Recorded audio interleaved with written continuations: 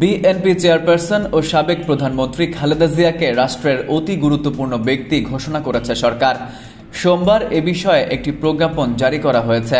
রাষ্ট্রপতির নির্দেশে প্রধান উপদেষ্টার কার্যালয়ের মহাপরিচালক মোহাম্মদ আব্দুল ওয়াদুদ চৌধুরী এ আদেশে স্বাক্ষর করেন। প্রজ্ঞাপনে বলা হয়, বিশেষ নিরাপত্তা বাহিনী আইন 2021-এর 2-এর ক ধারার আওতায় খালেদা জিয়াকে অতি গুরুত্বপূর্ণ ব্যক্তি ঘোষণা করা হয়েছে।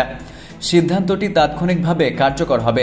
বার্ধক্যজনিত নানা জটিলতার কারণে খালেদা জিয়া কয়েকদিন ধরে রাজধানীর এভারকেয়ার হাসপাতালে চিকিৎসাধীন রয়েছেন। তাকে অতি গুরুত্বপূর্ণ ব্যক্তি ঘোষণার পর হাসপাতালের সামনে নিরাপত্তা জোরদার করা হয়, ব্যারিকেড নিয়ে আসা হয়। তখন অনেকে খালেদা জিয়া বেঁচে আছেন কিনা তা নিয়ে শঙ্কা করেন।